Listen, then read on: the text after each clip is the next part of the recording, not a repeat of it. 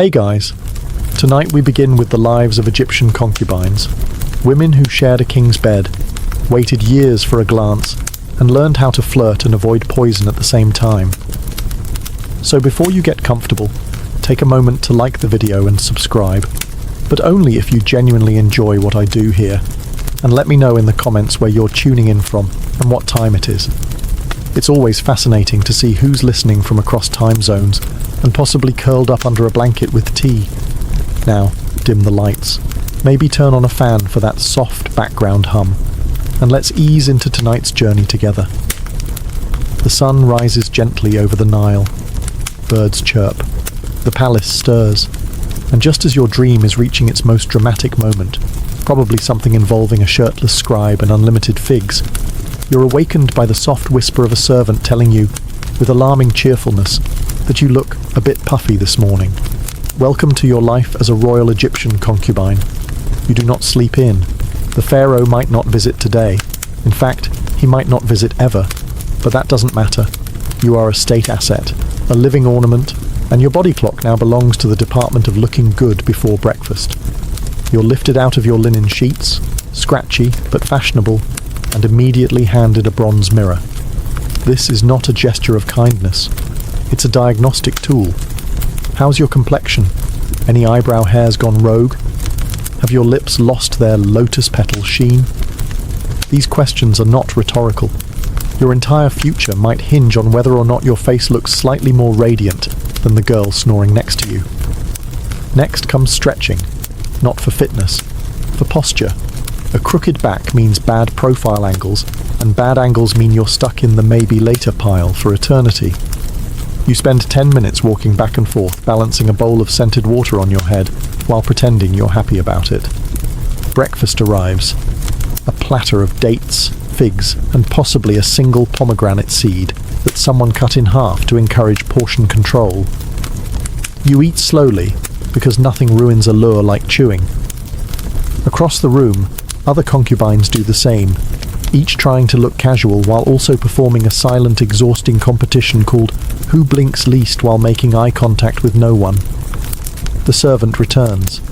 She suggests a cool compress for your under eyes, which is code for you look like someone just told you the pharaoh prefers harpists. You comply.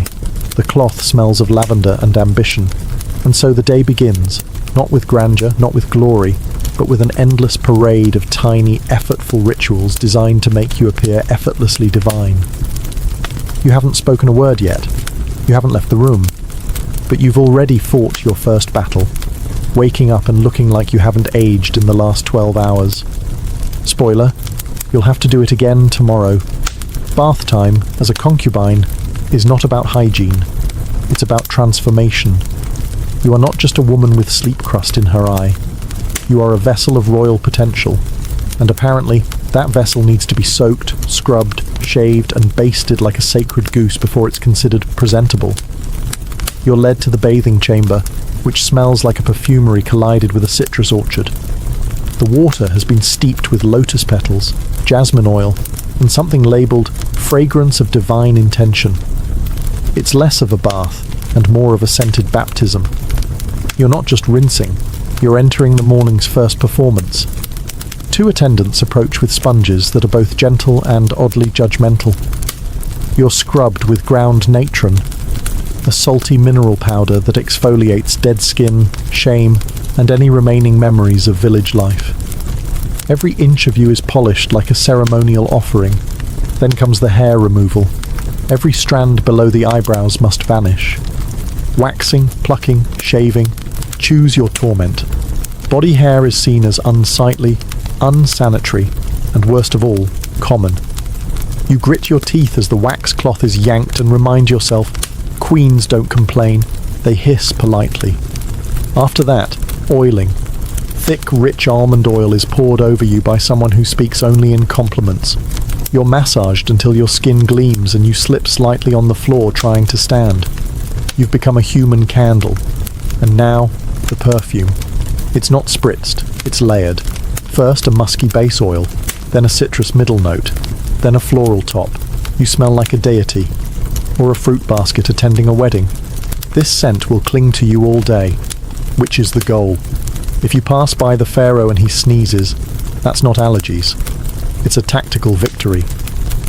Finally, you're handed a clean linen shift, semi-transparent naturally, and gently reminded to sit upright for the next hour so the oils can settle with grace.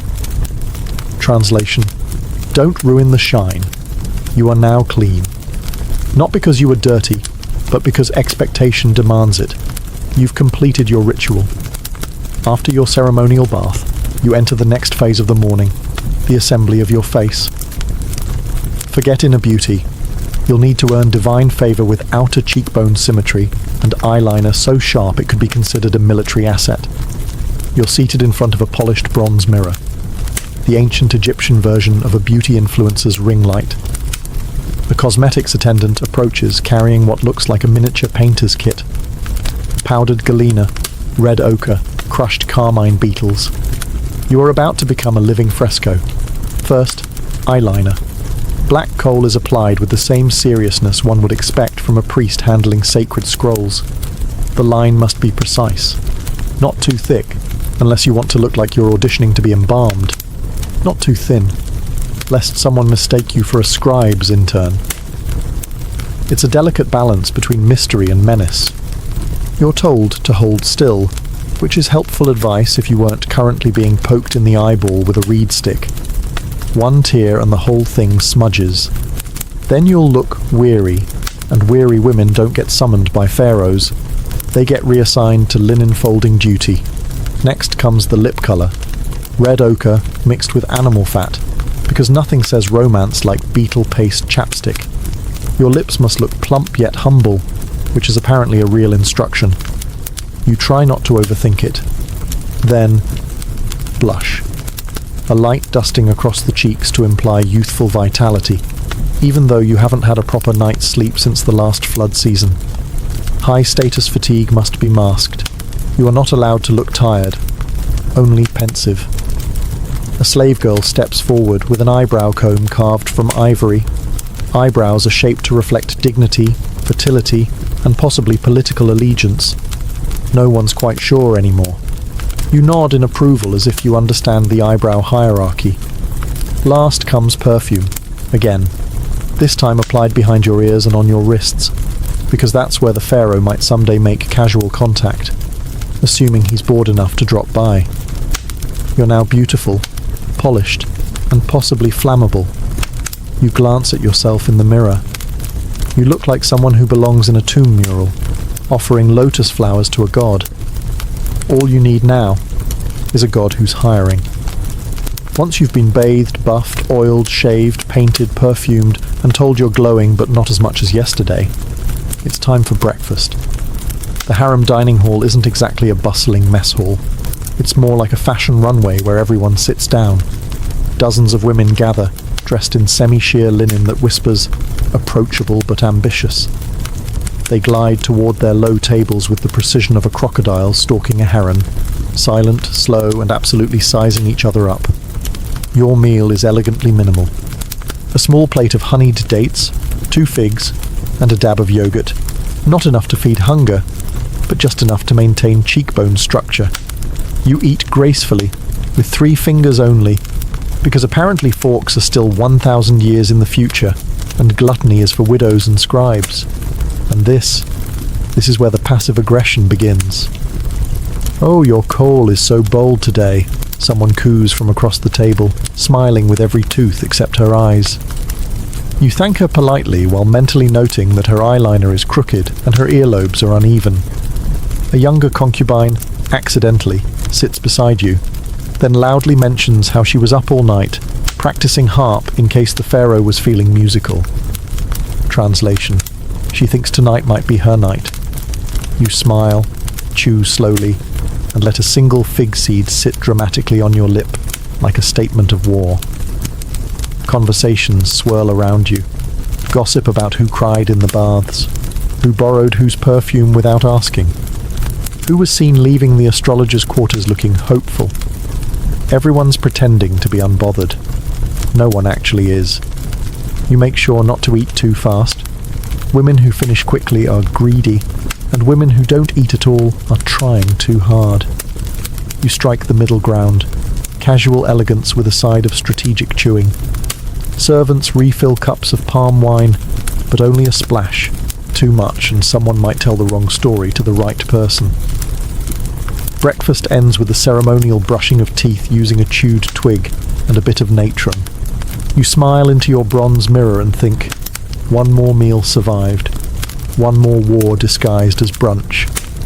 After breakfast, you'd think it might be time to relax, maybe take a nap, maybe do something productive. But no, you are now entering the most exhausting phase of your day, visibly existing in an aesthetically pleasing manner. This is not rest. This is performance art. You're assigned to the relaxation gallery, which sounds lovely until you realize it's a curated space designed for two things: looking gorgeous and being seen looking gorgeous. You and 24 other concubines lounge on embroidered cushions, arranged to maximize profile angles and minimize shadows. There's no slouching. Posture must imply nobility, fertility, and mild but tasteful boredom. You're allowed to choose your activity, as long as it's something ornamental. Reading hieroglyphs aloud is too intellectual. Playing a harp is ideal. Smelling flowers while gazing wistfully at a palm tree is encouraged. Anything that gives off divine but available. If you're exceptionally brave, you might practice accidental elegance, like letting your sandal fall off while stretching, or sighing thoughtfully, as if pondering the mysteries of love, politics, or your non-existent pension plan. These are carefully rehearsed microdramas, designed to be noticed without appearing to want to be noticed. Some of the newer girls try too hard. They strike poses that scream, "Pharaoh, pick me," with the subtlety of a temple gong. These efforts are met with polite applause and immediate whispers. You, however, are experienced. You know the trick isn't to look like you're trying.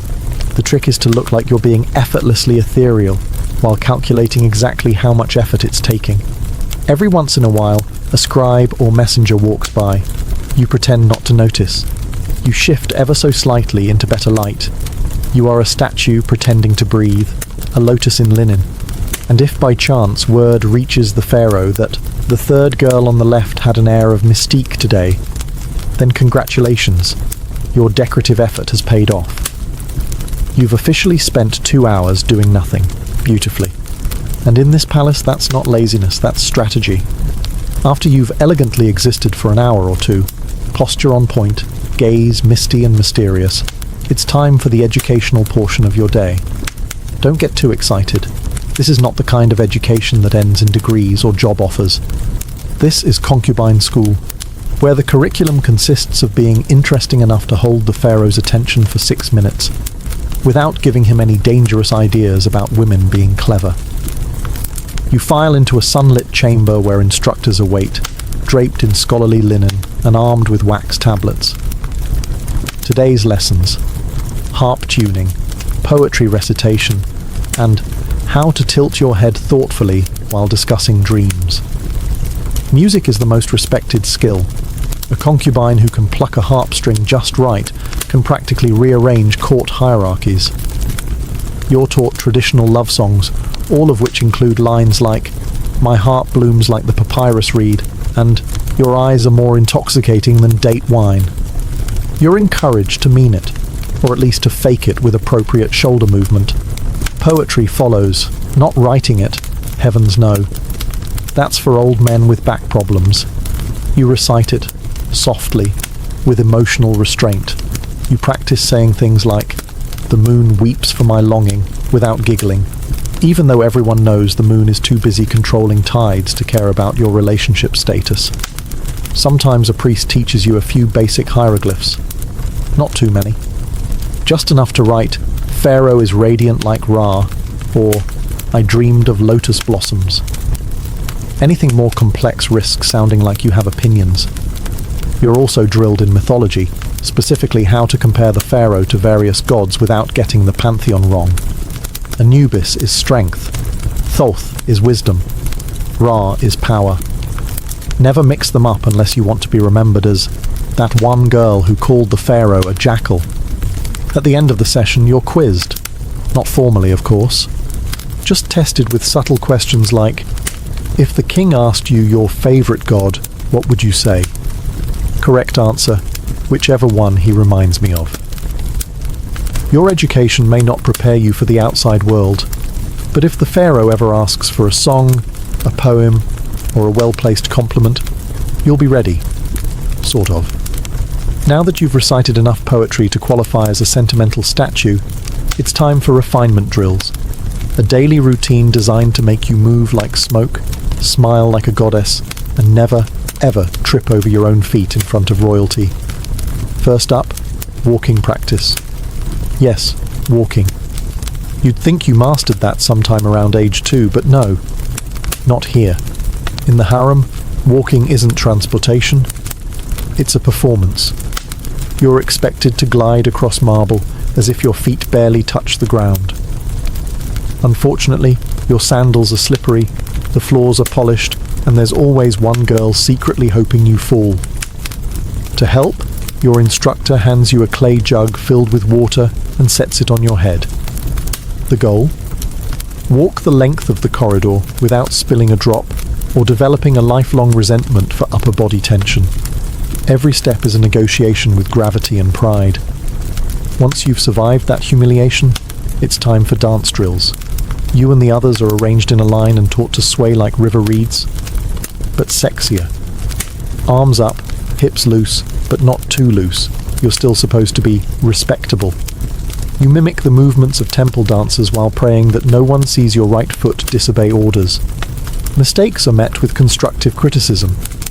Well, mostly just regular criticism. You're stiff, says one instructor. Your rhythm is hesitant, says another.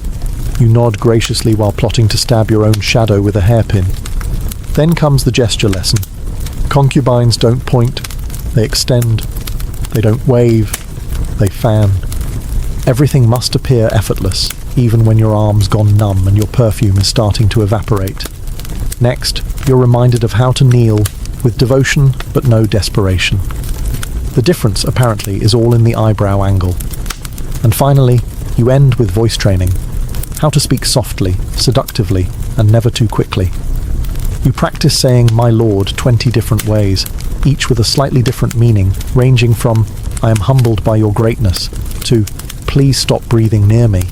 You're sweating, you're sore, and you've achieved precisely 0 things of measurable value. But you walk prettier now, which, in this palace, is everything. Once your daily regimen of balancing, bowing, and fake sighing concludes, you return to the common rooms, which function as the ancient Egyptian equivalent of a break room. If that break room were filled with silk-clad women locked in a silent war over eye contact and seating arrangements. And here, gossip isn't just a hobby, it's a life skill. In fact, it's arguably the most useful survival tool in the Concubine toolkit. Some girls get ahead by dancing, others by smiling. But the truly dangerous ones, they know everything, and more importantly, who else doesn't? You sit near a group of women threading beads. The conversation starts innocently enough. Something about which servant accidentally dropped a fruit bowl in front of the scribe. But within 5 minutes, the topic shifts to who got new jewellery, who was seen leaving the astrologer's room with smudged eyeliner, and who's been mysteriously quiet since last week's sandal fitting. Names are never said directly, only implied. The tall one with the heavy perfume. You know, the girl who always looks like she's about to sneeze. Everyone nods. Everyone knows. The senior concubines don't talk much. They listen. Because real gossip isn't just juicy. It's currency. If you know the pharaoh prefers honeyed wine to date wine, that's leverage. If you know which priest his mother doesn't trust, that's insurance. You contribute carefully. Say too little, and you're irrelevant. Say too much, and suddenly you've accidentally offended Bastet, and find yourself demoted to folding ceremonial napkins. Some of the more experienced women even keep coded wax tablets. Not diaries, mind you, but tactical observation logs. A spreadsheet of betrayal, envy, and who coughed during the harp solo. And of course there's the double gossip. When someone tells you a secret about someone who already told you that same secret. That's when things get interesting. That's when you start playing palace chess. You never gossip directly about the pharaoh. That's suicide. But about the other concubines, it's not just allowed, it's expected. You're doing your civic duty, really. By the end of the hour, you've learned more than in poetry class, and you've made eye contact with 3 potential future enemies. Success. After your morning of posturing, powdering, and palace espionage, it's time to settle in for the highlight of every concubine's day. The long, suspenseful wait to maybe, possibly, be summoned by the pharaoh. Now, let's be clear, he probably won't come. He's likely busy inspecting irrigation plans, overseeing construction projects, or listening to court musicians with names like Henu the Flatulent. But that doesn't matter, because you still have to act like he might. You're led to the waiting chamber, a gilded room filled with cushions, incense, and women sitting in the same 3 poses. Serene but alluring, restful yet radiant, and desperately pretending not to care. You pick a spot near the window so the natural light hits your cheekbones just right. Not that you've practiced this or anything. A servant enters. All heads subtly turn. Is she here to summon someone? No. She's refilling the fruit bowl. Still, a moment of electric tension passes as you wonder if your grape placement was regal enough. You shift positions every 15 minutes. Not to get comfortable. Comfort is forbidden. But to keep your limbs from going numb in the event you're summoned and expected to glide like moonlight. You also practice looking surprised but grateful, in case your name is actually spoken aloud. Some girls hum softly. Others read love poems they wrote themselves, which is both tragic and brave. One girl is quietly plucking at her lute like she's serenading fate itself. You sip wine, pretend not to judge her, and mentally edit her lyrics for better rhyme. Hours pass. A breeze stirs the linen curtains. Somewhere down the corridor, a sandal slaps against stone. Everyone freezes. Then, silence. False alarm. Someone was just heading to the latrine. You exhale politely. Inside, your soul does a small scream. Eventually, a servant does appear, and calls someone else's name. There's a ripple of forced enthusiasm. You smile as if thrilled for her. She floats past, smug and barefoot, smelling like victory and rose oil. You're left with your thoughts, your carefully posed limbs, and the lingering smell of disappointment. He didn't visit today, but he might tomorrow. And so you stay, beautiful, poised, and hopelessly prepared for a man who probably doesn't remember what you sound like. If the pharaoh's harem were a garden, it wouldn't be one of those peaceful lotus ponds poets write about. No. It's more like a perfectly trimmed hedge maze filled with smiling tigers. Every concubine here is sweet, perfumed, and actively plotting. You quickly learn that power here doesn't come from beauty alone. Everyone's beautiful. That's the entry fee. What actually counts? Alliances, influence, and the ability to say, "You look radiant," while thinking, "I hope your eyeliner melts." Some girls form tight little cliques, usually centered around whoever had a confirmed evening audience last week. These groups are part gossip club, part spy network, and part human chess game. Joining one is like marrying into a noble house. You gain protection, status, and lifelong suspicion. Then there are the floaters, like you. The quiet observers. The ones who smile at everyone and trust no one. You listen more than you speak. You compliment more than you confess. And you always pretend you didn't hear what you definitely heard. Smiling is your most used tool. There's the polite smile, the supportive smile, the passive-aggressive smile, and the "thank you for that completely unnecessary comment" smile. You rotate between them like a seasoned diplomat. Some of the senior concubines have mastered what's known as the invisible war, where no insults are ever spoken, but entire careers are ruined through praise that's just a little too specific. Of course she was chosen. The pharaoh always liked women who looked maternal. Occasionally, a new girl tries to be sincere. She opens up, shares her past, asks for advice. This usually ends with her being emotionally flattened by breakfast the next morning. Lesson learned. You discover that maintaining neutral alliances is an art form. Compliment one girl too often and you're her servant. Compliment two and you're a traitor. Compliment none and you're distant. Best to compliment the cat, honestly. And through it all, you smile. Because smiling hides worry. Smiling buys time. Smiling convinces everyone, including yourself, that you're still in the game. Even if you're just another piece being moved. Nothing changes the mood of the harem like the sudden arrival of the great royal wife. A title that means, you may all be lovely, but I'm the one whose jewellery gets its own chariot. She doesn't visit often. Frankly, she doesn't have to. Her presence lingers like myrrh and suppressed ambition. But when she does walk in, the room goes from polite rivalry to absolute emotional lockdown in 3 seconds. You don't hear her coming. You feel her, like an approaching sandstorm in silk. Conversation evaporates. Figs stop mid-air. Everyone suddenly remembers to cross their ankles, adjust their posture, and pretend to be fascinated by the nearest houseplant. And then she appears. She's older than most of you, which in concubine terms means she's seen a lot. She walks like someone who's been walking past nervous girls in expensive linen for the past 20 years. Her kohl is darker, her headdress taller. Her smile? A study in regal threat management. She makes slow, deliberate eye contact with each of you. No words, just that faint, amused expression that says, I know which of you thinks you're clever. I also know which of you cried in the bath last week. She doesn't need to raise her voice. When she speaks, it's usually something terrifyingly vague, like, I do hope the younger women are behaving with wisdom. No names, no accusations. Just enough suggestion to cause a small emotional collapse in 3 corners of the room. You offer your most respectful smile, the one you save for women who could have you reassigned to weaving duty without blinking.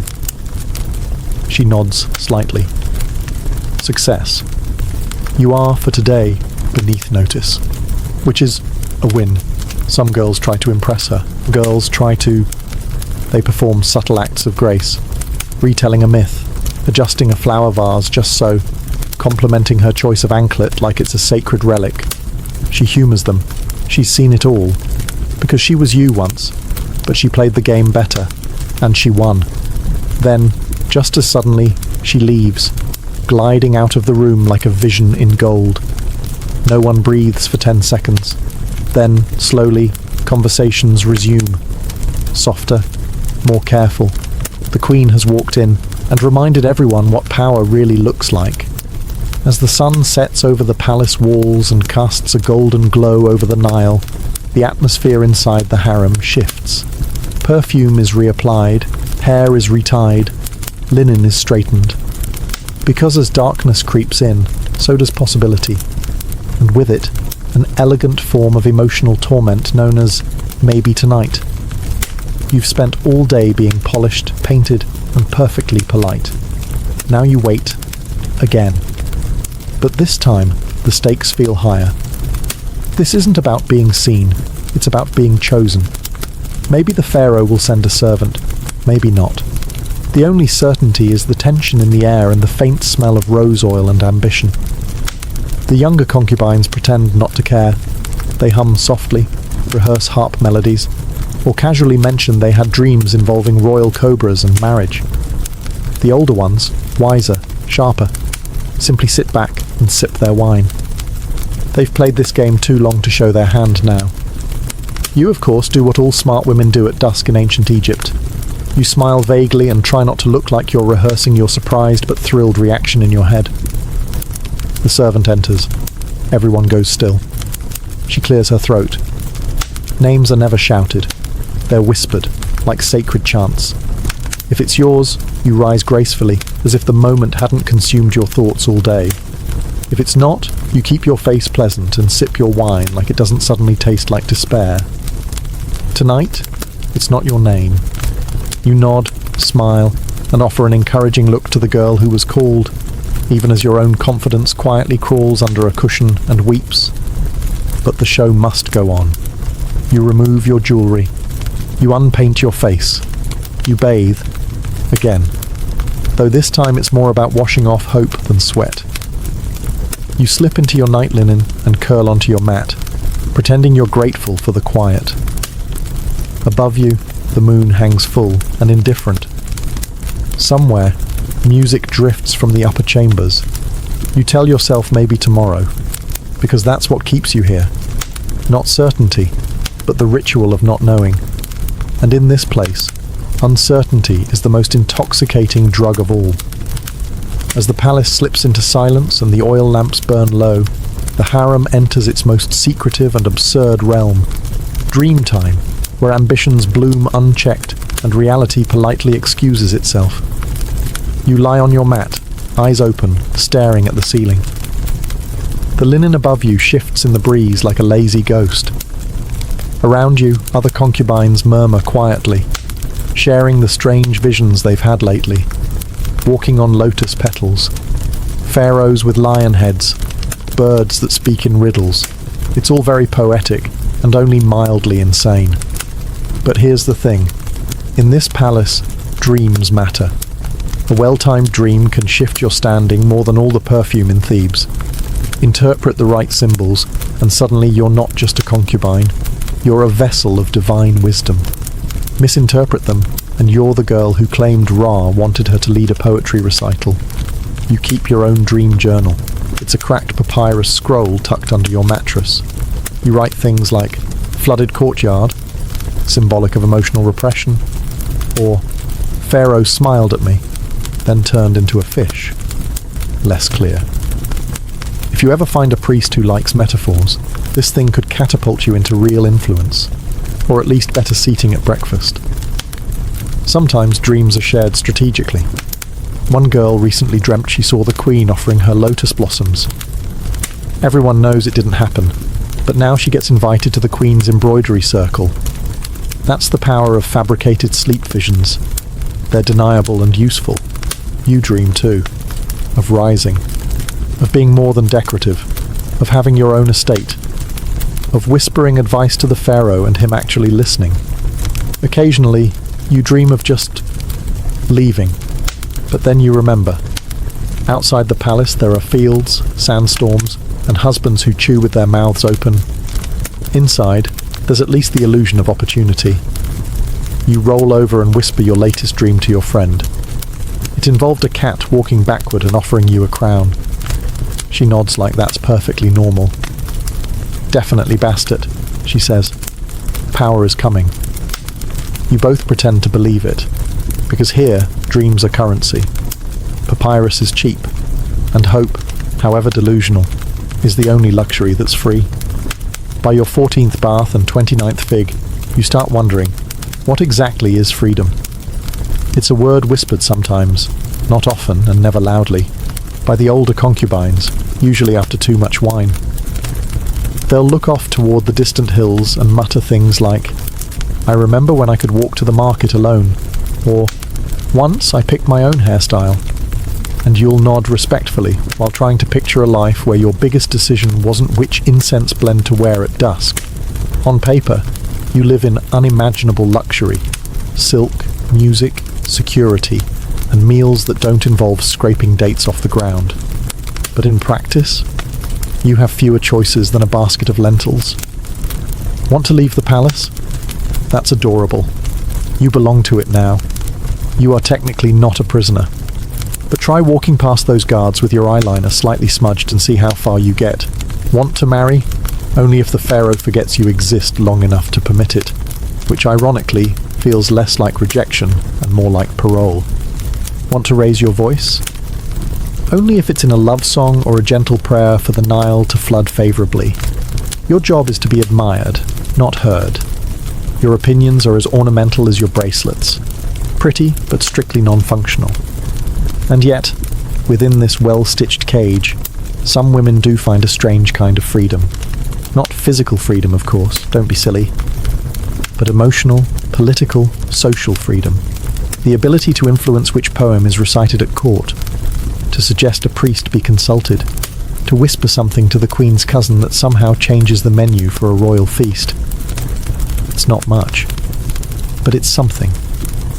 You think about the village girl you used to be, chasing goats, sunburned, covered in dust. She was free in the can go outside sense, yes.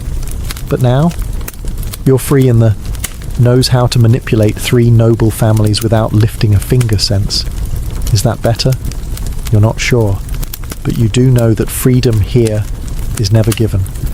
It's performed, like everything else. And the better your performance, the less anyone questions whether you're free at all. One day you won't be here anymore. Maybe you'll be replaced by someone younger, with shinier hair and better loot skills. Maybe the pharaoh will lose interest entirely and take up falconry full time. Or maybe you'll be quietly reassigned to a country villa, where you'll spend your days sipping diluted wine and reminiscing about the time you almost got summoned but didn't because the Queen's cousin had a headache. And then comes the real question, the one no one asks out loud. Will anyone remember you? You won't have a statue. Statues are for gods, generals, and men who invented new types of ploughs. Your name might appear in a court ledger somewhere. Line 34. Extra lotus oil for concubine. Name illegible. That's your grand historical footprint. The scribes won't write songs about you unless you die tragically young and poetically near a fountain. But even then, someone else will probably get the credit. Still, you hope. You hope the Queen remembers you as the one with the steady hands, or that girl who never flinched during eyeliner application. You hope one of the younger concubines imitates your posture one day without realizing it. You hope a servant whispers, "She once made the pharaoh laugh," like it means something. Maybe that's all legacy really is. A few scattered memories drifting through someone else's afternoon. But on certain nights, especially the ones when the air smells like myrrh and the moonlight hits the courtyard just right, you let yourself imagine more. Maybe your name will end up in a forgotten scroll. Maybe a modern scholar will read it centuries later and wonder who you were. Maybe they'll mispronounce it, publish a theory, or turn you into an exhibit with poor lighting and a misspelled plaque. Still, it's something. Because you were here. You outlasted rivals. You mastered posture, deception, poetry, and staying silent in 5 languages. You turned obedience into performance and hope into strategy. You lived in a palace, even if it wasn't really yours. And in a world where most women never left the mud brick walls of their village, you became a whisper in the palace of kings. Maybe that's not immortality, but it's close enough. The feast is over. The music has faded. The nobles have loosened their belts and unfastened their shoes. But for the bride and groom, the most humiliating and crucial part of the day is just beginning. In medieval Europe, marriage wasn't sealed with a kiss. It was sealed with witnesses, sheets, and often a whole room of in-laws. The bedding ceremony, as it was called, was less a celebration of love and more a legal performance, one that turned the bedroom into a courtroom and the bed into the final contract. You see, in the medieval world, sex wasn't just personal, it was political. A noble family needed heirs, and heirs required proof. So after the wedding feast, the entire community, or at least the most nosy and powerful members, would accompany the newlyweds to their chambers. And they wouldn't stop at the door. They'd come in. If you were lucky, they might just remove your shoes, offer a toast, or sing a bawdy song before leaving you to it. If you were less fortunate, they might stick around long enough to see you naked, inspect the bedclothes, or cheer you on with mocking advice and drunken encouragement. Some families even required a bishop or midwife to inspect the bride beforehand, or the sheets afterward, for signs that the deed had been done. Why the intrusion? Because marriages weren't private unions, they were public contracts. A noblewoman's virginity was political capital. A nobleman's ability to consummate was a legal obligation. Without a consummation, the marriage could be annulled. And without witnesses, it was your word against the world's. It didn't matter if the bride was trembling, or the groom was drunk, or both were strangers to one another. What mattered was that someone saw, or claimed to see, the beginning of their conjugal union. And if they didn't, the marriage might not count. In this strange twilight between feast and consummation, the couple's private life began as public spectacle. Their first night together wasn't about intimacy or joy, it was about proof, and often that proof came with an audience, and that, dear viewer, was just the beginning of the ceremony. Once the final toast had been raised and the last course cleared, the newlyweds weren't given privacy. They were given an entourage. Servants, family members, priests, and even minstrels formed a procession to escort the couple to their marital bed. And this wasn't some quiet, respectful send-off. It was a raucous theatrical parade, often loud, occasionally lewd, and completely devoid of subtlety. The groom might be half-carried, half-dragged by his friends, already red in the face from too much wine, or dread. The bride, in contrast, was often pale, silent, and escorted by her female relatives, whose job it was to ensure she didn't bolt or faint. If she was a noblewoman, this was her debut as property. If she was a peasant, it was still a public performance of modesty and obedience. Either way, it was theatre, and everyone had a role to play. And the music?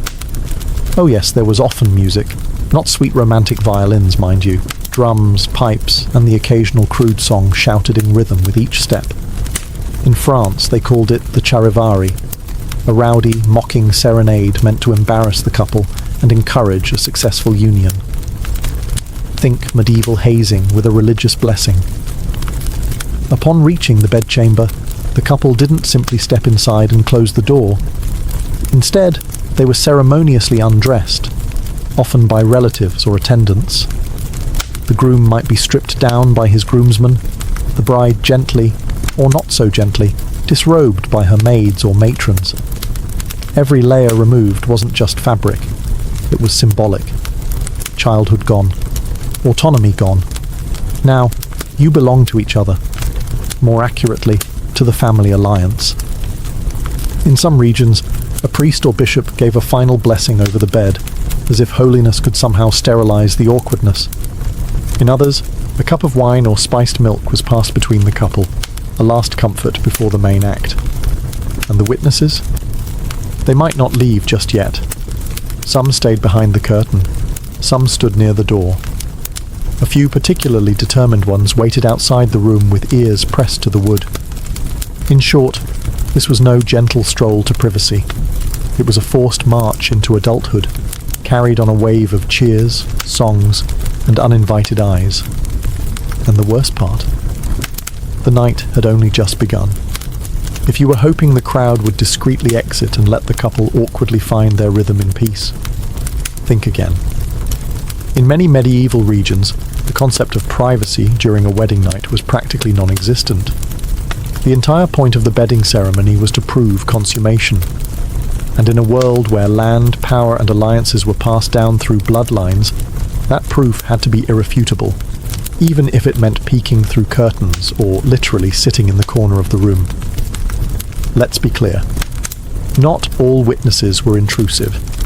In some traditions, nobles or village elders might only escort the couple to the bed, remove a shoe, tuck in the covers, say a prayer, and then leave. Symbolic enough to count. But in other cases, the situation took a turn from symbolic to straight-up voyeuristic.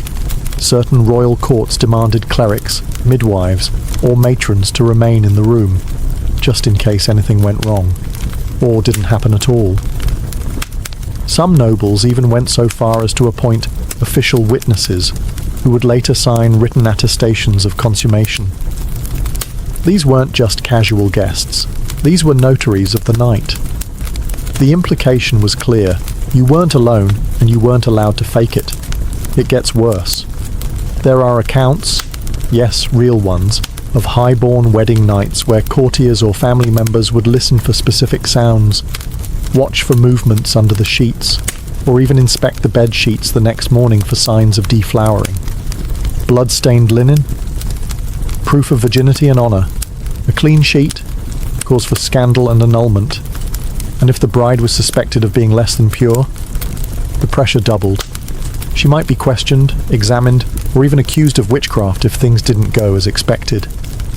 The groom didn't escape scrutiny either. If he failed to perform, especially in noble families, it could trigger lawsuits, church inquiries, or diplomatic embarrassment. Of course, not every ceremony reached this level of absurdity. Peasants might have had a slightly more relaxed experience, often sending guests away after a few crude jokes and toasts. But in elite circles, where bloodlines were currency, failure to consummate publicly, or believably, could collapse entire dynastic plans. So imagine lying in a cold room, next to someone you barely know, with the faint sound of whispering relatives outside the door, and realizing your first act of intimacy is being treated like courtroom evidence. The door may have closed. The guests may have stepped out, some reluctantly. But for the newlyweds, the real ceremony was just beginning, and calling it romantic would be laughably generous. For many brides, especially noble women, this was a moment of intense dread. The wedding night wasn't about affection, it was about obligation, and often it was their first sexual experience. Groom, stranger, setting, alien, consent, technically implied but practically irrelevant. The whole experience was wrapped in pressure, performance, and fear.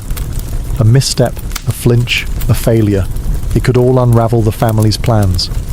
The bed itself was the stage. In noble households, it wasn't just any bed. It was ornately carved, placed in a special chamber, and often set aside for this one event.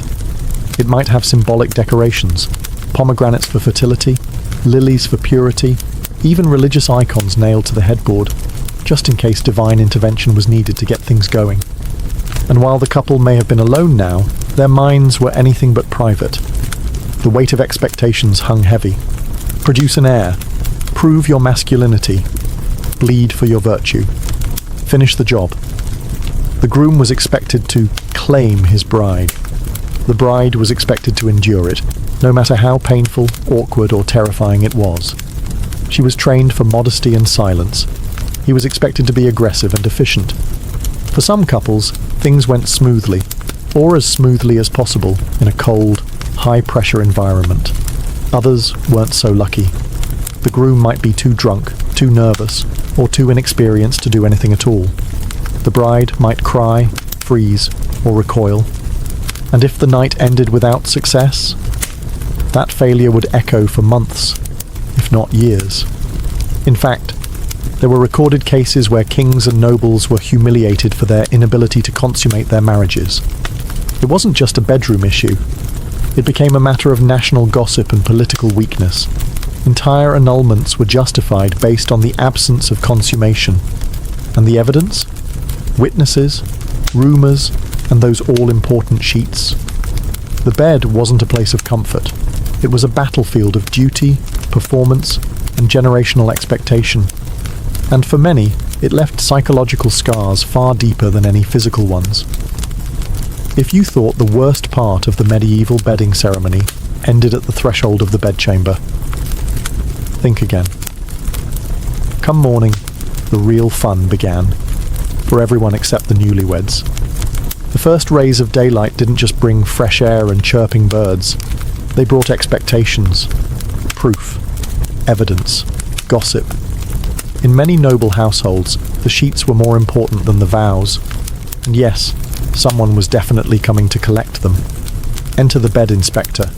This could be a midwife, a chambermaid, or in royal circles, a high-ranking female relative. Their job: to examine the sheets for blood, evidence that the bride had been a virgin and the marriage had been honourably consummated. Spot of red? Congratulations. No stain? That's a problem. Now let's pause for a second. Virginity is not, medically speaking, a reliable thing to prove. The idea that all women bleed their first time is a myth, but tell that to a medieval father-in-law trying to secure his land inheritance. In his eyes, no blood meant no virtue. No virtue meant fraud, and fraud could invalidate a marriage. So yes, failure to produce the right kind of sheet could trigger serious consequences. Accusations of deception, public humiliation, sometimes even an annulment. It was a rigged system, and the woman bore the weight of its failure. But even if the sheet passed inspection, the ordeal wasn't over.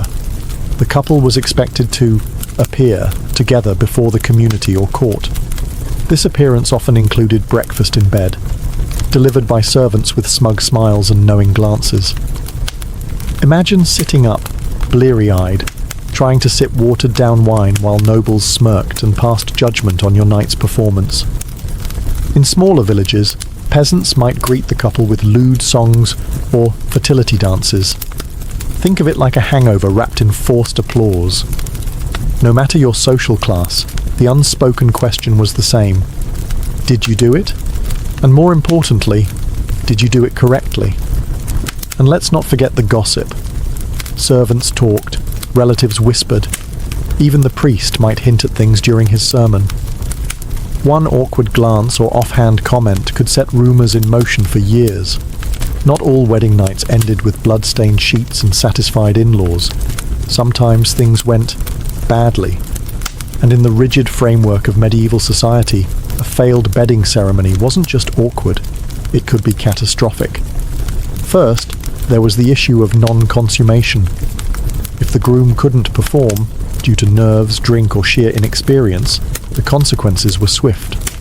Whispers would start before the couple even emerged from the room. A red-faced groom was bad enough. A frustrated, tear-streaked bride. Worse. By breakfast, the rumours had already lapped the castle walls.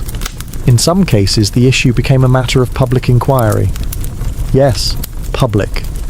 Noble families with political alliances on the line couldn't risk ambiguity. If a prince couldn't consummate, that was not just a bedroom issue. It was a dynastic threat.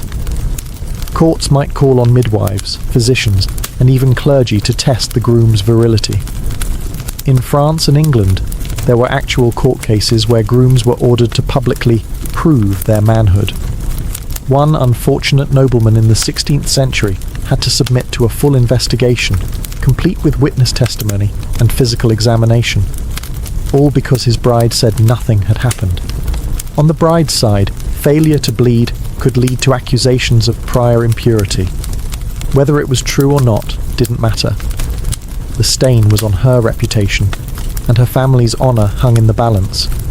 Some desperate women resorted to faking the evidence, using animal blood or pricking their own fingers to stain the sheets. A risky tactic, but sometimes the only option. Then came the worst-case scenario: annulment. If the marriage wasn't consummated, the church could declare it invalid. That meant the dowry might be returned, alliances broken, and the woman labelled damaged goods. For noblewomen, this could spell exile to a convent. For commoners, it meant public shame and social demotion. And in rare but real cases, violence followed. An enraged groom, humiliated and desperate to defend his honour, might accuse his wife of witchcraft, deception, or adultery. Women were beaten, imprisoned, or worse, all because of a failed expectation. What began as a ceremony of union could thus end in separation, scandal, or even punishment. The bedding ceremony was never just about sex. It was a public trial of bodies and reputations.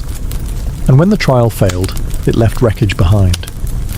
While the general concept of the bedding ceremony appeared across much of medieval Europe, the way it played out varied wildly from region to region.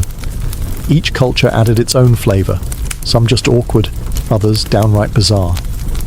In Scandinavia, for instance, the ceremony often involved the bride being carried, sometimes upside down, across the threshold of the bedchamber, symbolising her transition from maidenhood to marriage. In more rural traditions, the groom's friends might try to sabotage the consummation by playing pranks, singing loudly, or even locking him out of the room as a joke. Brotherhood had its limits, apparently. In Germany, it wasn't uncommon for the bedding to involve an actual bed race. Yes, a bed, with wheels, dragged through the village with the newlyweds on it while neighbours banged pots and pans in celebration, or mockery. The more noise, the better. It was believed to ward off evil spirits, and subtlety. In Ireland, a more symbolic practice took place. While the bedding was still expected, the public part often stopped at the chamber door. but older women of the village might hover nearby, ready to offer fertility charms, advice, or, less comfortingly, a critique of the bride's childbearing hips. Meanwhile, in France, the bedding was more of a legal spectacle. In royal courts, the bride and groom might sign documents in bed, with clergy present to sanctify the act, and in particularly dramatic ceremonies, nobles would pull the bed curtains shut with a flourish, as if drawing the curtain on a play, which, in many ways, it was. Spain, on the other hand, leaned heavily into Catholic symbolism. A crucifix might be placed above the bed, with prayers recited before any physical act occurred. The church wanted to remind you, this was not just passion, it was duty blessed by God. Passion, of course, was optional. And among peasants, things were generally more relaxed, though still public. A village might follow the couple home with torches, sing songs outside the door, or even sneak up to bang on the shutters mid-act. Romance? No. Communal entertainment? Absolutely. No matter where you were, one thing was consistent. The bedding ceremony was never just for the couple. It was for the family, the village, the church, and the law. The sheets might have varied, the songs might have changed, but the awkwardness? That was universal. As strange and structured as the medieval bedding ceremony was, it existed in a world full of contradictions. It was sacred and crude, formal and farcical, deadly serious yet oddly comedic. And among all the rules, rituals and superstitions, there existed an entire undercurrent of unspoken behaviours, things everyone knew, but no one ever said aloud. For instance, everyone knew the groom might be terrified. Sure, masculinity was prized, but not every young man came to the bedchamber with confidence or experience. If he failed to rise to the occasion, it was quietly blamed on nerves, or too much wine, or even sorcery. Wives were told to be patient, or discreet, or both. The bride, on the other hand, was expected to be silent, modest, and still. But behind closed doors, she might weep, plead, or simply freeze. These were taboo topics, never spoken about during morning gossip or courtly banter, but well known to mothers, nurses, and the older women tasked with preparing her. And then there was the humour. Because of course there was humour. The medieval world wasn't always grim and grey. It had room for mockery and mischief. The bedding ceremony was ripe for it. Drunken friends might swap the groom's nightshirt for a woman's robe. A chamber pot might be hidden beneath the covers. In some regions, guests tied bells to the bed, so everyone would know exactly when the deed was done. It was crude, yes, but also a release valve for a ritual so tense it could snap. Even priests sometimes got in on the joke, offering blessings with the thinnest of veils over double meanings. A line like, "May this union bear fruit in due season," wasn't always said with a straight face. Then there were the unspoken strategies. A nervous groom might rehearse with a prostitute weeks before the wedding night. A terrified bride might receive secret herbs to calm her nerves, or dull the pain. Midwives had entire toolkits of tips, from scented oils to gentle distractions. These things weren't written into law, but they passed down through generations like whispered recipes. In short, the bedding ceremony wasn't just a rigid ritual. It was a chaotic dance of pageantry, pressure, and pretense. Beneath the surface of formality lived fear, humour, empathy, and a desperate hope that someone, anyone, had done this before. The bedding ceremony may seem barbaric by modern standards, but for centuries it was a foundational ritual, etched into the very fabric of marriage, law, and social identity. One night, one bed, one performance that could determine a woman's worth, a man's pride, and a family's future. Even after the Middle Ages gave way to more refined societies, traces of the tradition lingered. In the Renaissance courts of Europe, the public bedding became more symbolic, but it didn't disappear. In some royal weddings, kings and queens were still tucked into bed by bishops and noblewomen, with witnesses watching as candles were blown out. a theatrical wink to an old custom, but the implications remained. In rural villages, especially in Eastern Europe, variations of the ceremony persisted well into the 19th century. The sheets were still inspected, songs were still sung, and the couple still performed under the collective gaze of their communities. Privacy, it seemed, was a luxury not afforded to those expected to produce heirs or obey tradition. The church, too, helped preserve the ceremony's legacy. Canon law insisted that consummation sealed a marriage, not just the vows. In some cases, couples who had exchanged words but not bodies were still considered not truly married in the eyes of God. A quiet union in a forest? Invalid. A public bedding, confirmed by testimony? Rock solid. What's perhaps most striking is how many of these ideas still echo today, albeit in subtler forms. The obsession with virginity, the pressure for newlyweds to have a perfect honeymoon night, the expectation that a couple's love must be proved physically, immediately, and preferably photogenically. The medieval bedding ceremony may be gone, but its ghost lingers in wedding night anxieties and societal judgments about sex and marriage. For the medieval couple, that night was more than a ritual. It was a trial by fire, a shared trauma, a moment they would never forget, no matter how their marriage unfolded afterward. Some bonded through the absurdity, others were scarred by the pressure, but all of them, noble or peasant, ready or terrified, were dragged through a night that wasn't about romance, but about ritual, performance, and survival. And so the bed stood, not as a place of love, but as a stage. And history watched. If you lived in medieval Europe and had a toothache, you were already in trouble, because in this world dental care didn't exist, not in any form we'd recognize. Your teeth were on their own. No toothbrush, no toothpaste, no floss, no idea what bacteria was. The mouth was just another hole in your face, and if something went wrong in there, you dealt with it the same way you dealt with every other kind of pain, by gritting your teeth and praying to Saint Apollonia, the patron saint of dental agony. The average medieval diet didn't help. Bread was coarse and often mixed with ground-up bits of stone from poorly milled flour. Meat was common but rarely fresh, and vegetables were boiled into oblivion. Sugar wasn't yet the enemy. It was barely even on the scene in most parts of Europe, but decay still came fast. By your mid-20s, your smile likely resembled a haunted graveyard, crooked, yellow, and missing several key residents. If you developed a cavity, it wouldn't be cleaned. It would fester. The pain would start as a dull ache, then become sharp and constant. Infection could swell your jaw, cloud your thinking, and in the worst cases, kill you. Yes, kill you. Dental abscesses could become fatal when the infection spread into the bloodstream or the brain. But nobody understood that back then. If you died, people assumed it was divine punishment, not bacteria eating you alive from the inside. To soothe the pain, you might be offered a poultice of mashed herbs. If you had a little money, perhaps a honey and vinegar rinse, sweet, acidic, and completely ineffective. You might even be told to hold a hot poker near your cheek to draw out the evil humours. At best, these were distractions. At worst, they made the infection worse.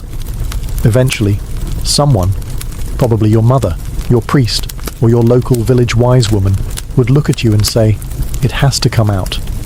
And that was the medieval solution to nearly every dental problem. Extraction, not repair, not healing. Just pull it and pray. And that's where things got interesting. Because in the absence of real dentists, the job of yanking your rotten molars fell to people whose qualifications were, let's say, flexible. In the medieval world, if you wanted a tooth pulled, your options were limited, and none of them came with a license. You didn't go to a dentist. That word didn't even exist.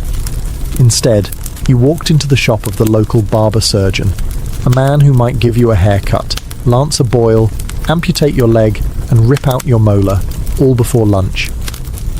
Barber surgeons were the working-class doctors of the day. They weren't university educated. They didn't study anatomy with monks or debate Galenic theory in Latin. They learned on the job, often apprenticing under other barbers who taught them two essential things: how to sharpen blades and how to keep a person alive long enough to charge them afterward. Tooth extractions were considered minor surgery, something messy, painful, and beneath the dignity of university-trained physicians. So barbers took over. Their tools were basic but terrifying: iron forceps, long-handled pliers, curved hooks, and in some cases, their bare fingers. None of them were sanitized. If you were lucky, the tools were wiped on a rag between patients. If you weren't, they were still sticky with someone else's blood. There was no anesthesia. A barber surgeon might offer you a stiff drink, a leather strap to bite down on, or a prayer. You sat in a chair, or just stood still, and hoped your nerves held. Some barbers worked quickly, yanking the offending tooth in one brutal motion. Others needed several tries. If the tooth broke off mid-pull, they'd dig out the roots with a hooked instrument. This, unsurprisingly, caused screaming, flailing, and fainting. But barber surgeons weren't just butchers. Many took pride in their craft. Some became so well known for their dental work that they travelled from village to village like rock stars of oral misery. They'd set up in market squares with signs advertising their skills. A popular technique was to display recently extracted teeth on a string or nail them to the post, proof of experience if not hygiene. Did the patients complain?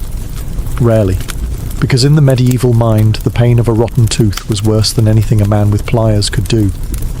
And besides, if your barber botched the job, there wasn't exactly a dental malpractice board to file a complaint with. Not every medieval person waited for their teeth to rot out before doing something about it. There were attempts, strange, gritty, often questionable attempts, at keeping the mouth clean. And the centerpiece of medieval oral care? Tooth powder.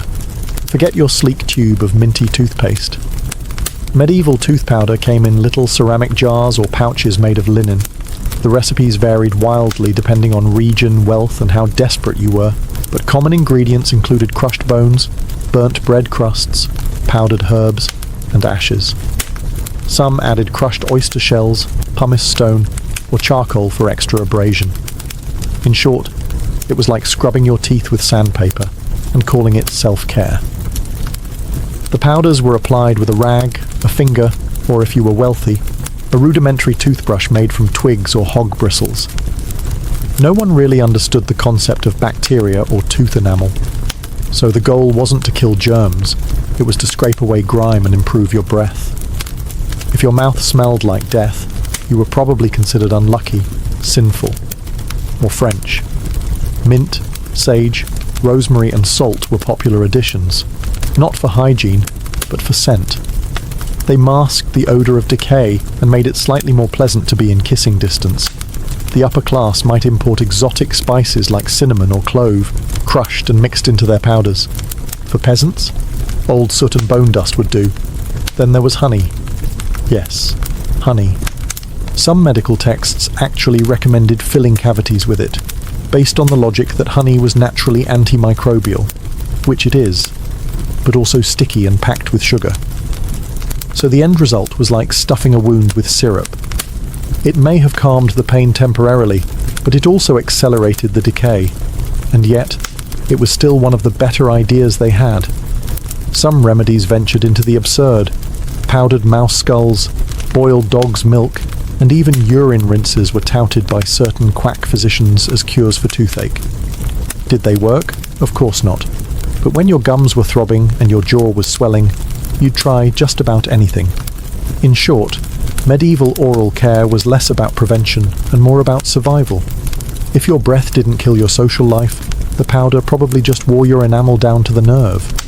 But hey, at least you tried. When medieval medicine failed, and it often did, people turned to the next best solution: magic, religion, or both. Because if crushed bone powder and honey-stuffed cavities couldn't fix the problem, maybe God or a charm tucked under your pillow could. Toothache, in the medieval mind, wasn't always caused by bad hygiene. It could be punishment for sin, the work of a malevolent spirit, or even the result of toothworms. Yes, worms. Many people genuinely believed that little squirming creatures burrowed into their teeth and gnawed away at the roots. Some swore they saw them. Others believed the sound of pain, the throbbing, was actually the worms wriggling inside.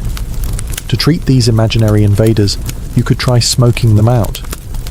One common folk remedy involved blowing hot vapour from burning henbane seeds directly into the mouth.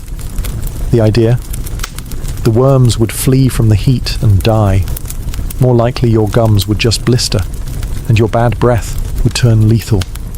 Then there were toothache charms, often written on parchment and worn around the neck. Latin prayers, astrological symbols, or even nonsense scribbles were believed to carry healing power. If the charm failed, you could always invoke Saint Apollonia, the martyr who had all her teeth pulled out and became the patron saint of dental sufferers. Her image was carried in pockets, carved into church walls, or worn on amulets by people clutching their cheeks in agony. The church, for its part, tried to walk the line between superstition and salvation.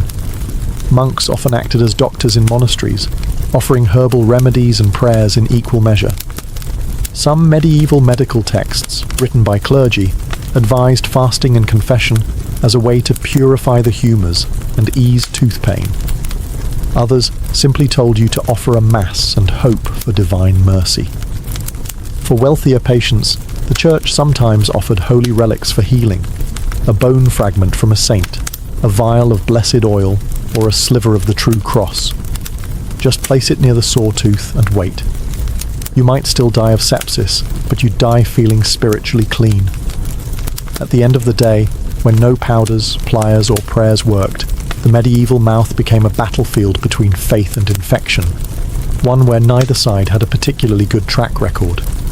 In the medieval world, pain wasn't something to be avoided. It was something to be endured, like bad weather or your in-laws. There were no anaesthetics, no Novocaine, and certainly no soothing ocean soundtracks piped in during treatment. Pain was expected. In some ways, it was even respected. Tooth extraction wasn't a quiet, clinical affair. It was a public performance of agony.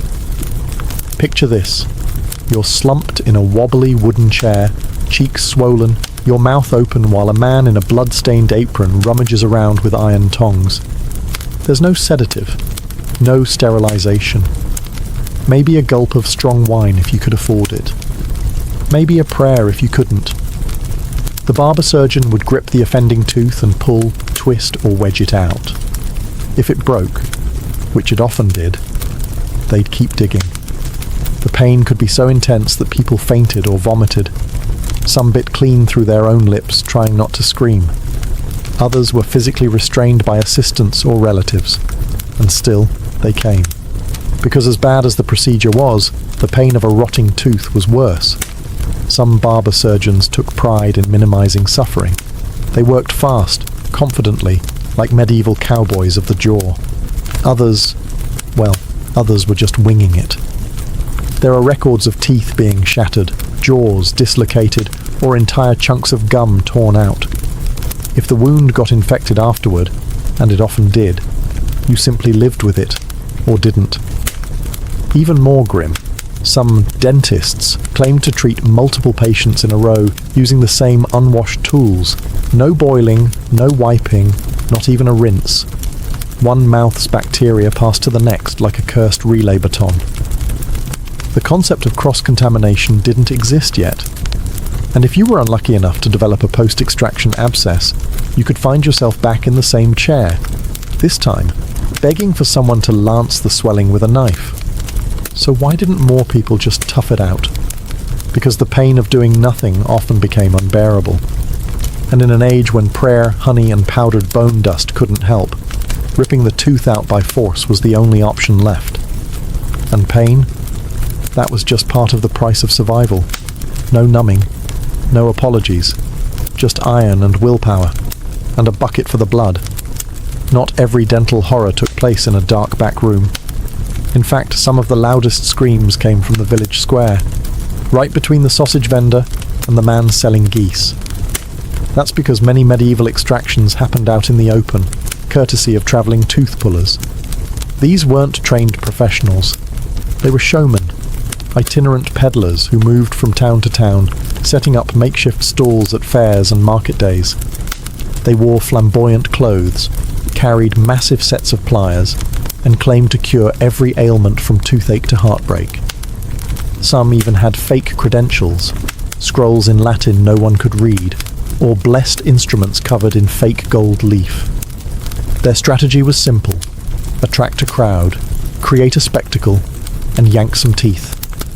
They'd start with a loud pitch, boasting of their miracle cures and gentle hands. Sometimes they used a planted assistant, someone who pretended to have a toothache and was cured on the spot. The crowd, eager for free entertainment and mildly sadistic fun, would cheer, jeer, and egg on the next victim. The puller would call for a volunteer, usually someone in real pain, and the performance began. The tooth was yanked out in front of everyone, held aloft like a trophy. Blood? That was part of the thrill. Screaming? Even better. It proved the man was doing real work. After the extraction, the tooth puller might sell homemade remedies, bottles of herbal elixirs, clove-soaked rags, or mysterious powders to keep the rot away. These were usually just mixtures of spices and wine, but they gave the illusion of aftercare. Whether they helped or not didn't matter.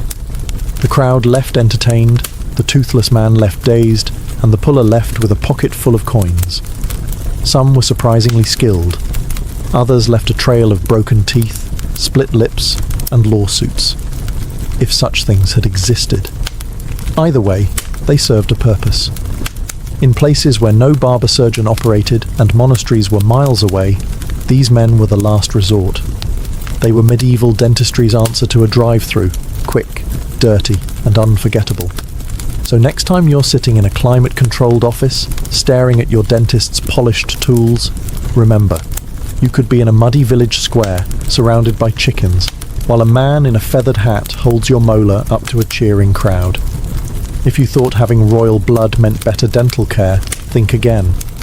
Medieval kings and queens might have owned gold, jewels, and castles, but their teeth were just as terrible as everyone else's. In some cases, even worse. The upper classes had access to more food, but that didn't mean healthier options. Nobles gorged on sweetmeats, dried fruits, white bread and wine, all of which were devastating for teeth. Sugar, while rare, was a luxury imported from the East, and when it did appear in the kitchens of the elite, it was used recklessly, in pies, sauces, and preserved fruits. The result? Rot, cavities, and breath that could slay dragons. Historical records suggest that many royal figures suffered from severe dental problems. King Henry VI reportedly had loose and blackened teeth. Catherine de' Medici was known to have decayed teeth and chronic halitosis, likely from years of clove-stuffed chewing. And if you were a noble woman, good luck. Beauty standards demanded a pale face, tiny waist, and a closed mouth, because a smile might reveal the truth. Your mouth was a disaster. What did aristocrats do about it? They had access to the best barber surgeons, of course, which mostly meant getting their teeth yanked by someone in nicer clothing. Queen Elizabeth I famously suffered from terrible dental pain. She was so afraid of having a tooth pulled that one of her bishops had a rotten tooth extracted in front of her. To prove it wasn't so bad, it didn't work. She refused treatment until the infection spread to her jaw. Nobles also tried to cover the problem with cosmetic tricks. Some painted their teeth white with lead-based powders, highly toxic, of course. Others chewed perfumed pastilles to mask the stench of decay. Perfume for the mouth. Imagine that. No wonder courtships happened mostly through letters. In portraits, you'll notice, royal smiles are rare. That wasn't an artistic choice, it was practical. Smiling showed your teeth. And if your mouth looked like a battlefield of broken enamel, better to keep your lips firmly shut. So while peasants screamed in village squares and merchants stuffed honey into molars, the royals suffered behind velvet curtains, hiding their crumbling smiles with jewels, etiquette, and denial. While extractions and tooth powders dominated the dramatic side of medieval dentistry, the daily reality was filled with strange habits, persistent myths, and a few surprisingly practical routines, if you knew where to look. Let's start with the basics, Most people didn't brush their teeth in the modern sense, but that doesn't mean they did nothing. Chewing sticks were common, especially among the poor. Twigs from aromatic trees like hazel, juniper or mallow were frayed at one end and used to rub the teeth. Think of it as a primitive toothbrush with built-in flavour. Not effective against cavities, but better than letting roast goose sit on your molars for 3 days. Mouth rinses were another staple. People gargled with vinegar, wine or even urine. Yes, urine, based on the belief that its warmth and acidity could cleanse the mouth and kill invisible humours. Monks recorded recipes combining red wine, cloves and sage, boiled and cooled to use as a rinse. Spicy and antiseptic? Almost. Then there were the myths. Some believed that rubbing crushed emeralds or pearls on the teeth would keep them white. Others claimed that kissing a donkey, yes, a donkey, would cure toothache. The logic? Something to do with transferring pain. Still others thought a spider's web packed into a sawtooth would catch the pain and trap it. The spider was less thrilled. Breath was also a major concern, especially among the upper class. Bad breath wasn't just gross. It was considered a sign of spiritual decay. As a result, people chewed on fennel, cloves and anise to keep their breath fresh during public events, court appearances or confessions. The irony, of course, was that many of the things they chewed, like sugar-coated nuts, contributed to the very decay they were trying to hide. Children were taught early that tooth pain was a punishment for lying or gluttony. Some were made to pray every time they ate sweets.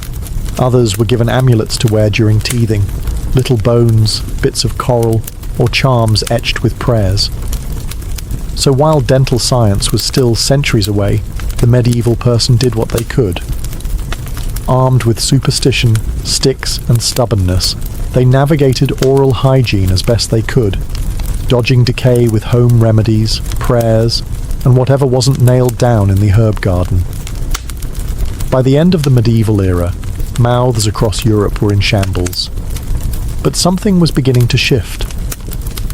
Slowly, painfully, and with more trial than success, medieval dentistry began its long crawl toward becoming a real science. The seeds of change came from a few brave or possibly deranged individuals who decided that maybe there was a better way than just yanking everything out. Late medieval and early Renaissance manuscripts began to include illustrations of teeth, jaws, and even primitive dental instruments. Arabic medical texts, particularly those of Avicenna and al-Zahrawi, were translated and circulated, offering more advanced ideas about oral hygiene and anatomy. Ideas far beyond bone powder and barber pliers. Monasteries, too, began to keep better records. Monks documented successful treatments, refined herbal rinses, and even recorded which patients lived after tooth extractions, and which, well, didn't. Trial and error may be grim, but it's still data. By the 14th and 15th centuries, the barber surgeons were beginning to separate.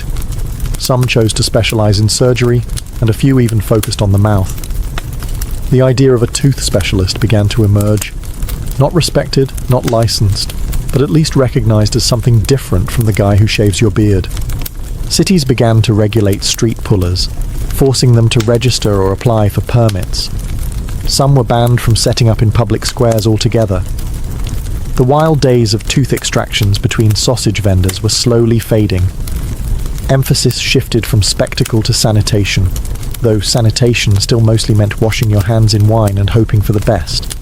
And perhaps most telling, people began to fear tooth pain less and fear bad teeth more.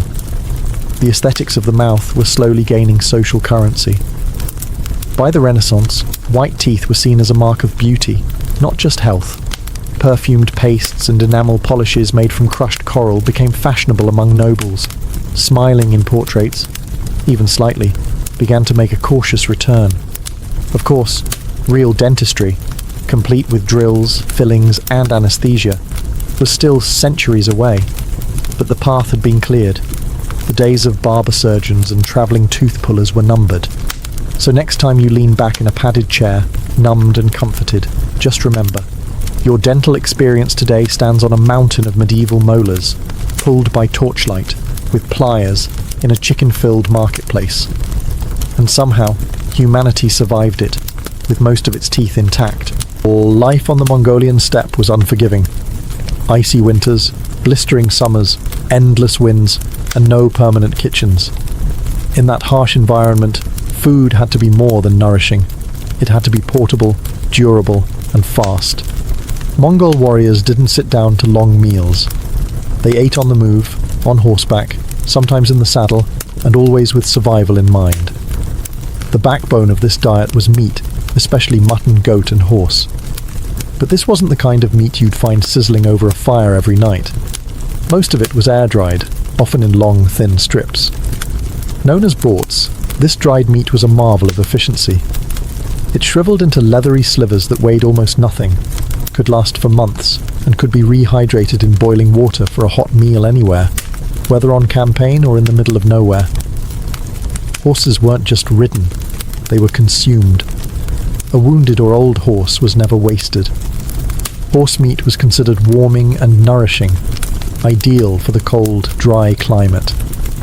But more importantly, horses were mobile pantries. A Mongol could ride with a bag of borts tied to his saddle and a source of milk beneath him, his own mount. That milk, of course, became airag, the fermented mare's milk that was both a drink and a cultural icon. It was sour, fizzy, slightly alcoholic, and deeply tied to Mongol identity. A warrior could milk his horse, ferment the liquid in a leather bag hanging from the saddle, and drink it within a day or two. No bottles, no brewing vats, just steppe ingenuity. Grains and vegetables were rare in the open plains. The nomadic Mongols didn't farm, they herded, so bread, greens and fruits weren't part of the daily routine. Instead, they relied on animal fat, meat, milk, cheese and yogurt to survive. Even blood was consumed in emergencies, drawn from a horse's neck with a small cut, then sealed, keeping both horse and rider alive on the move. This wasn't a cuisine built for pleasure, it was built for conquest. Compact, rugged, high-calorie, and mobile, just like the warriors who ate it. And it fueled one of the largest empires the world has ever seen. If there was one drink that defined the Mongol spirit, both literally and figuratively, it was airag. Also known in some regions as kumis, this fizzy fermented mare's milk wasn't just a beverage. It was a symbol of identity, strength, hospitality, and sometimes survival. To make airag, Mongols milked their mares, yes, female horses, up to 6 times a day during the summer months. This milk was then poured into a leather sack, usually made from animal skin, and hung from the yurt's doorway or saddle. It wasn't left alone. It was stirred constantly, sometimes by hand, sometimes by passing children tasked with kicking or punching the bag as they ran past. Fermentation needed movement, and Mongols had no shortage of it. After a day or two, the milk would sour and fizz, transforming into a slightly alcoholic, tart, cloudy drink with a kick strong enough to lift a weary rider's spirits. Airag wasn't distilled like vodka. It was natural, raw, and teeming with bacteria that made modern health inspectors sweat. But for Mongols, it was the nectar of life. Airag served many purposes. It quenched thirst, it provided vital calories, and it gave a buzz that Mongol warriors described as clarifying rather than dulling. In hot weather, it cooled. In cold weather, it warmed. During feasts, it was poured generously.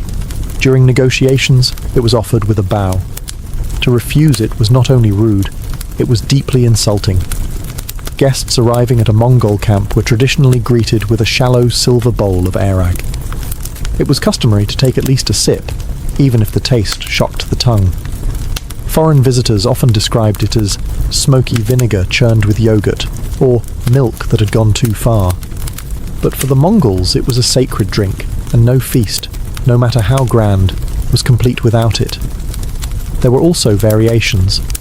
Older airag could be distilled into a stronger liquor called arki, clear, sharper, and not for the faint of heart. This became the Mongol version of spirits, used in toasts, rituals, and sometimes even in medicine. In short, airag was more than just fermented milk. It was fuel for the steppe, a tool of diplomacy and a cultural cornerstone. To understand Mongol food is to taste airag, sour, wild, and unforgettable. The Mongol army didn't conquer half the known world on an empty stomach. Their battlefield rations were stripped down, brutal and effective, just like their campaigns. Forget army kitchens or supply caravans. Mongol warriors carried their food with them, sometimes tucked into their saddlebags, sometimes under the saddle itself, slowly warming as they rode. The most critical staple was borts, strips of dried meat, usually mutton or horse, sliced thin and left to dry in the open air until it became tough and leathery.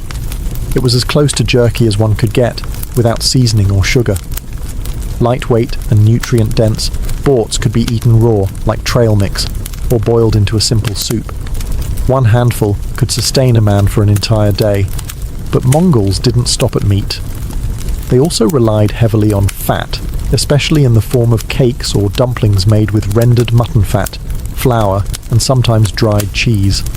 These high-calorie snacks were brutally efficient, dense, greasy, and packed with enough energy to power a horse raid at full gallop. They didn't melt, spoil, or crumble. You could ride for days with one stuffed in your sleeve. In colder regions, warriors also drank broth made from boiled animal bones, a rich, oily stock that helped maintain warmth and energy during long campaigns. Combined with dried meat and fat, it created a kind of proto-stew that could be heated quickly over a fire, or even with hot stones dropped into a pot of water.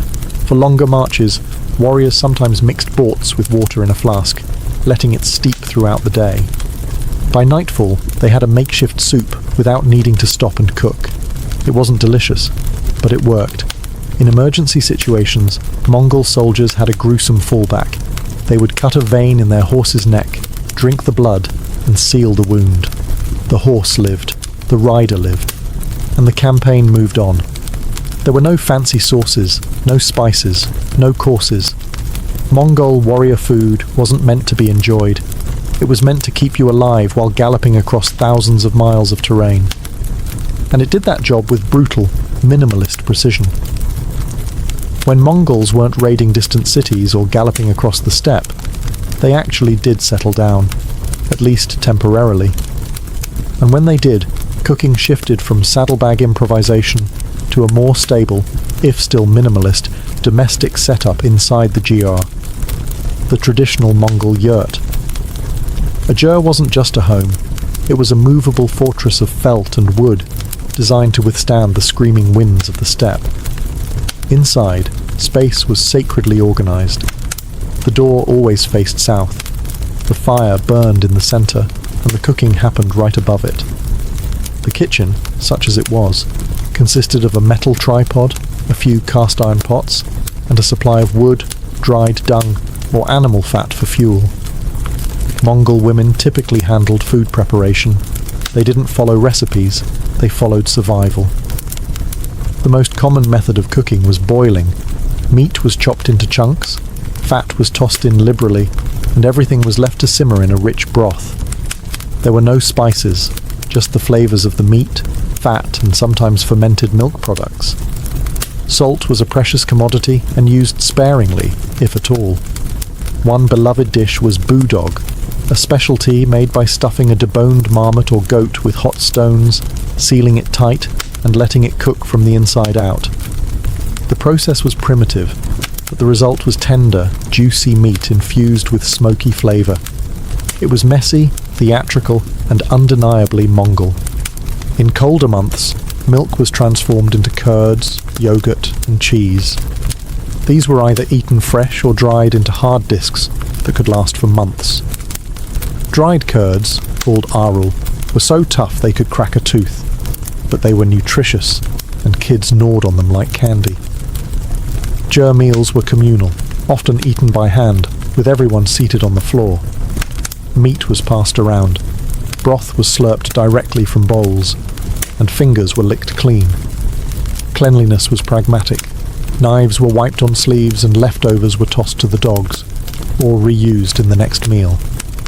Despite its simplicity, the Jia kitchen was the heart of Mongol domestic life. It was where survival met routine, where the day's hunt became dinner, and where a nomadic family could, for a moment, feel rooted, even if the land beneath them was always shifting. For the average Mongol, food was fuel. But at the court of the Khans, food became politics, prestige, and power. The same warriors who lived off dried mutton and fermented milk on the steppe transformed into patrons of grand, multicultural banquets when seated under the silk canopies of imperial courts. At the height of the Mongol Empire, especially during the reign of Kublai Khan, the kitchen went from campfire to culinary theatre. The empire had expanded from Hungary to Korea, and so had its pantry. Cooks were imported from Persia, China, India, and beyond, each bringing their regional flavours, methods, and ingredients to the imperial table. A Mongol court feast was a stunning contrast to the harshness of life on the steppe. There were roasted lambs, whole spit-roasted birds, and stuffed pastries filled with seasoned meats. Chinese cooks prepared delicate dumplings and rice dishes.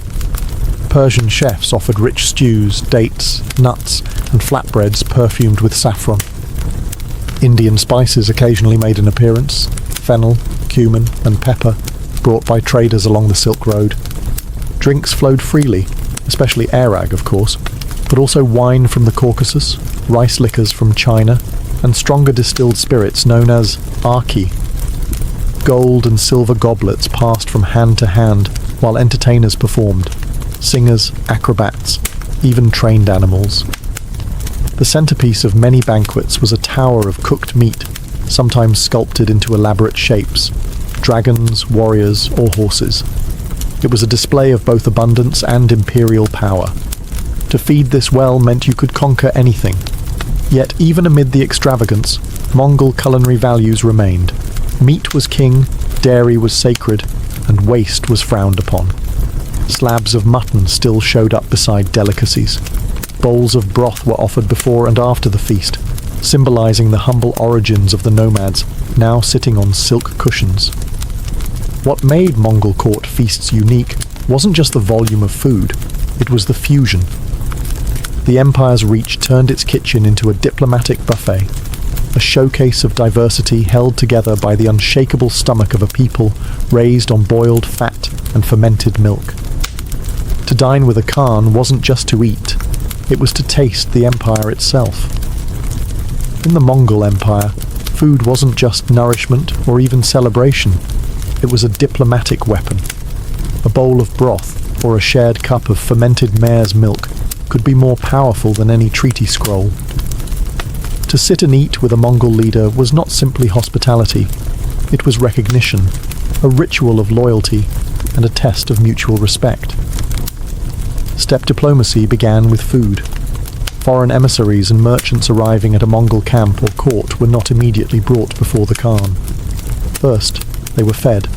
Irag was poured. Mutton broth was served. The quality and order of dishes revealed everything: how honoured the guest was, whether the Mongols considered them a friend or someone to watch. Declining food, especially arag, was a diplomatic disaster. Refusing to drink with the Mongols signalled distrust or superiority. Worse yet, it could imply disgust.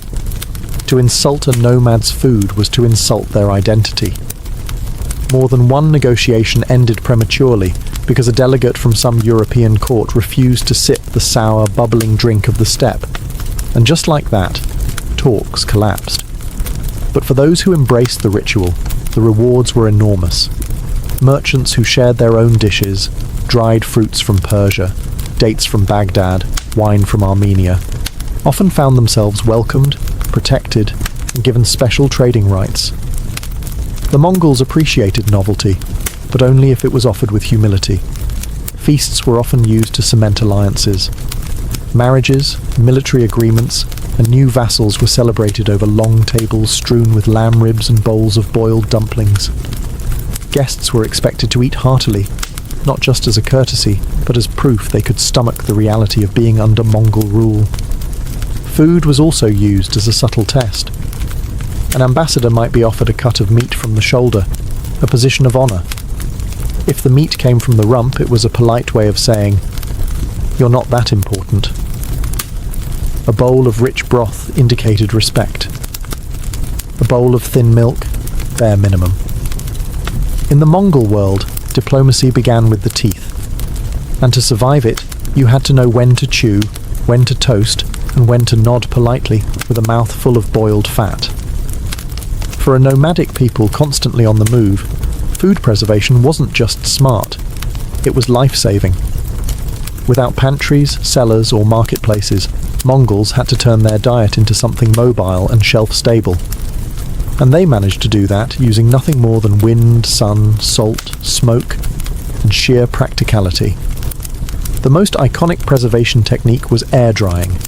Meat, especially mutton or horse, was sliced into narrow strips and hung from ropes strung between yurts or saddles.